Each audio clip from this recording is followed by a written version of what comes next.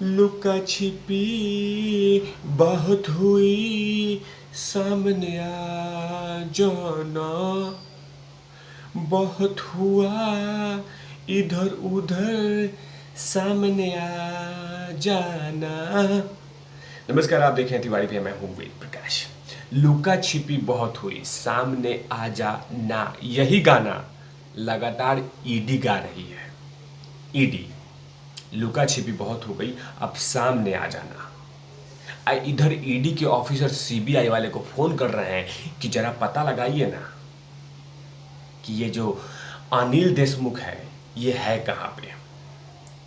जी हां, ईडी ने अब मदद ली है सीबीआई से, सेंट्रल ब्यूरो इन्वेस्टिगेशन से मदद ली है और पूछ रही है कि जरा सा बताइए कि आखिर ये अनिल देशमुख क्या है। अरे ईडी वाले सर, ईडी वाले भैया, ईडी वाले जनाब, आप सीबीआई से क्यों पूछ रहे हैं? सीबीआई कुछ जवाब देने वाली नहीं है, उनके पास तो ऑलरेडी इतना सारा फाइल पड़ा हुआ है। वो क्या जवाब देंगे? वो क्या जवाब देंगे? आपको याद है ना कि इन्हीं के केस में सीबीआई को ही बॉम्बे हाई कोर्ट ने जांच के लिए दिया, लेकिन अभी तक रिजल्ट नहीं आया, जबकि बहुत कम समय वक्त दिया था बॉम्बे हाई कोर्ट ने, लेकिन अभी भी जांच चल रही है। सुशांत सिंह राजपूत का भी जांच चल रही है, अब वही सीबीआई वाले दे रहे हैं। तो क्या ये अनिल देशमुख को ढूंढ के लाएंगे? कभी नहीं, कभी नहीं। ये आप ही को करना पड़ेगा, आप ही लोग को मेहनत करना पड़ेगा, वरना नासा से मदद लीजिए या वरना एफबीआई से मदद लीजिए, वरना बाकी लोग नहीं ढूंढ सकता। जानते तो सब लोग हैं, पता तो सबको है, लेकिन कोई बताएगा नहीं, क्योंकि मिलजुल कर सरकार चलाना है, मिलजुल कर लूटना है और मिलजुल कर डील करना है। जाहिर सी बात है कि अनिल देशमुख कहाँ छुपे हैं, कहाँ हैं, किस बिल में बैठे हुए हैं, क्या कर रहे हैं, क्या खा रहे हैं, ये तमाम चीज़ें बहुत लोग को पता है, लेकिन कोई नहीं बता रहा है। वो जानते हैं कि अंदर खाने में बैठ के, अंदर में बैठे बैठे वो तमाम डील को और वो तमाम चीज़ों को ठीक कर रहे हैं जो खराब हो चुका है 100 करोड़ के मामले में। क्योंकि जैसे ही सब कुछ ठीक हो जाएगा वो सामने आएंगे और ईडी लास्ट में जांच करके ये कह देगी कि जांच में कुछ भी नहीं मिला था, हमने जांच किया, पसीने बहाए, मेहनत किए, फाइल चेक किया, वो चेक किया, ये अकाउंट देखा, वो अकाउंट देखा, लेकिन कुछ मिला नहीं। ये सीधे तौर पे कह देंगे, क्योंकि जाहिर सी बात है लगभग 5 से 6 समन दिया जा चुका है, लेकिन समन का कोई जवाब अनिल देशमुख ने नहीं दिया गया। वो अनिल देशमुख बोल रहा है कि मैं ईडी के नोटिस को अपने घुटनों के ऊपर रखता हूँ, मैं जूती के नोक पे रखता हूँ। ऐसा कुछ भी नहीं है, मैं कोई जवाब नहीं देने वाला है। लगातार ईडी कोशिश कर रही है, हाथ पैर मार रही है, लेकिन मजाल है कि अनिल देशमुख सामने आ जाए, क्योंकि उनको पता है कि महाराष्ट्र में उन्हीं की सरकार है, उन्हीं के पार्टी के लोग हैं, और जो तमाम वो कुछ पुलिस ऑफिसर होंगे उसमें लगातार उनको पता होगा कि हाँ, मुझे ये लोग कुछ भी नहीं कर सकते। बहुत सारे जगहों पे ईडी ने छापे मारे, लगभग 15 जगहों पे छापे मारे हैं, लेकिन हाथ खाली पड़ा है। यहां तक कि ईडी ने लुकआउट नोटिस जारी कर दिया है कि ये भाग न पाए, कहीं देश छोड़ के नहीं चला जाए, क्योंकि जाहिर सी बात है खजाना ज़्यादा है तो माल यहाँ पे नहीं कहीं और बिकेगा, मलाई यहाँ नहीं कहीं और चापेंगे, आज देश से बाहर चले जाएंगे तो घंटा किसी को फर्क नहीं पड़ता, कोई पकड़ेगा नहीं। देश में तो पकड़ा नहीं रहा है, विदेश में घंटा पकड़े जाएगा। लेकिन हाँ, लगातार फॉर्मेलिटी चल रही है, बातें जो चल रही है, लेकिन हाथ में अभी फिलहाल ईडी के हाथ खाली है। अब देखते हैं कि सीबीआई के दरवाजे पे ईडी गई है कि सीबीआई वाले ऑफिसर तो सब मदद कर दो। आपको याद है ना जनता जनार्दन को कि खुद महाराष्ट्र सरकार ने बहुत सारे फाइलों में चीज़ें नहीं दी थी, जिसके लिए सीबीआई को जाना पड़ा था कोर्ट में कि देखिए महाराष्ट्र सरकार मुझे कोई इन्फॉर्मेशन नहीं दे रही है। तो जाहिर सी बात है ये तमाम चीज़ें दिख रहा है कि ये केस में कौन किसको सपोर्ट कर रहा है।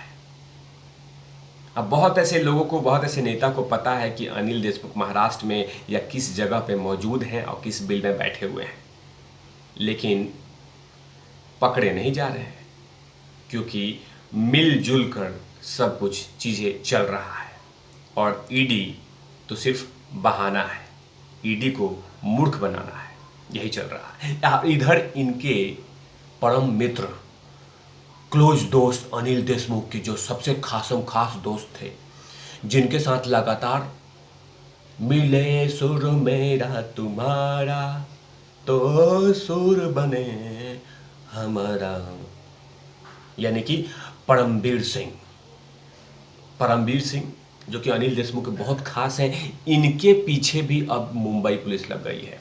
अनिल देशमुख के पीछे लगी है ईडी और सीबीआई, ईडी और सीबीआई, लेकिन अब परमवीर सिंह के पीछे मुंबई पुलिस पड़ गई है। जिस पुलिस के वो कमिश्नर रहा करते थे, जिस मुंबई में उनका दबंगई चलता था, जिस मुंबई में उनका धाक चलता था, जिस मुंबई में उनका सिक्का चलता था, जिस मुंबई में वो अपने बल का प्रयोग करते थे, जिस मुंबई में वो लगातार अपनी ताकत का प्रदर्शन कर रहे थे, जिस मुंबई में वो अपने ताकत का लगातार बैनर चिपका रहे थे, उसी मुंबई में वही मुंबई पुलिस लगातार परमवीर सिंह को ढूंढ रही है, क्योंकि उनके खिलाफ भी गिरफ्तारी वारंट जारी कर दिया गया है। जाहिर सी बात है कि बहुत ऐसे चीज़ों पे, बहुत ऐसे बिल्डर्स, बहुत ऐसे मुंबई के पुलिस ऑफिसर लोगों ने परमवीर सिंह पे ही इतने सारे आरोप लगा रखे हैं।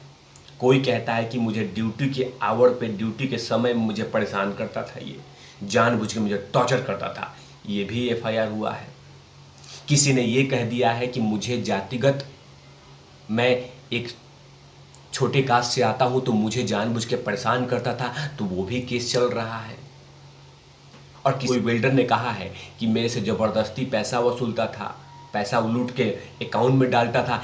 इस तरह के तमाम चीज़ें परमवीर सिंह के ऊपर में आरोप लगे हुए हैं। इसीलिए अब मुंबई पुलिस उनको अरेस्ट वारंट लेके घूम रही है। ढूंढो इसको, कहाँ पे है ये, कहाँ छुप के बैठा हुआ है। मतलब कि दोनों जिगरी यार किसी गुफे में बैठ के लगातार खेल खेल रहे हैं ताकि हम हाथ लगे ही नहीं, क्योंकि लगभग मई से, जब से उनको मुंबई पुलिस कमिश्नर से हटाया गया, भगाया गया, धुतकारा गया, तो उनको डीजी बना दिया गया था।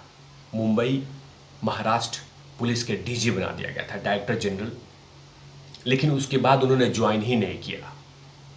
कहा कि ऐसे पोजीशन थोड़ी लेंगे हम, पहले हम मुंबई पुलिस कमिश्नर थे, अब हमें डीजी बना रहे हो, साइडलाइन कर रहे हो, क्योंकि हमने पोल खुला था। तो उन्होंने ज्वाइन ही नहीं किया। उन्होंने बहाना बना दिया कि मेरी तबीयत खराब है, I am not well, that's why I am not joining. क्योंकि वो जानते हैं कि अगर डीजी पद पे गए तो सबसे पहले उनकी गिरफ्तारी हो जाएगी। जिस पुलिस को सम्मान लेते थे, जिस पुलिस से उनको सम्मान करती थी, सलामी ठोकती थी, वही पुलिस अब उनको लालटेन लेके ढूंढ रही है कि कहाँ हैं हमारे मुंबई के पूर्व कमिश्नर परमवीर सिंह। लूटने में ये भी माहिर थे। अब ये देखना होगा कि सबसे पहले मुंबई पुलिस ढूंढ लेती है या सबसे पहले ईडी या सीबीआई ढूंढती है, इन दोनों दोस्तों में से। लेकिन रेस शुरू हो चुका है, रफ्तार शुरू हो गई है कि सबसे पहले ढूंढेगा कौन। ऐसे तमाम खबरों के लिए आप देखते रहिए तिवारी भैया। मैं हूं वेद प्रकाश, कैमरामैन धूल लाठी के साथ। और